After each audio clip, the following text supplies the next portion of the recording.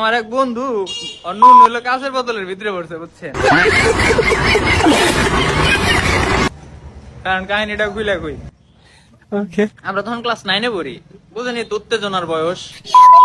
তো হালাই করছে কি, ঘরের ভিতরে হুয়ে রয়েছে, হালা এবার তেরে মাথা। এখন দেখে টেবিলের উপরে একটা ওই যে 250 মিলির পেপসির বোতল আছে না, কাচের গুলা, দেখে টেবিলের উপরে। এখন ওর মাথায় আবার শয়তানি বুদ্ধি আইছে, হালাই করছে কি, এই কাচের বোতলের ভিতরে মানে নুনু ঢুকাইছে। ঢুকাইয়া নাড়াচাড়া করতেছে, মজা লাগতেছে।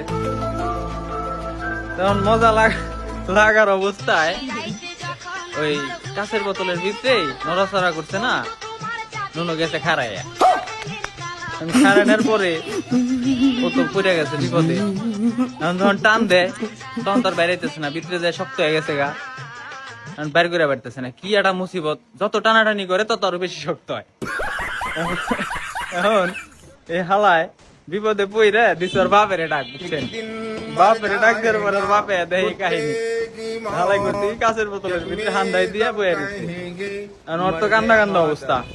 এর ভিতরে ওর বাপ আইছে, কুদুম কালান খেলাইছে। খেলানোর পরে কয়, বাঁধার তুই কাঁচের বোতলের ভিতরে নুনু ঢুকায় বৈশা রয়েছিস, তুই কত বড় মাথা দিছিস। পরে মার মুর খাইছে, আস্তে আস্তে উত্তেজনা কমে গেছে গা। পরে হলো বাইরে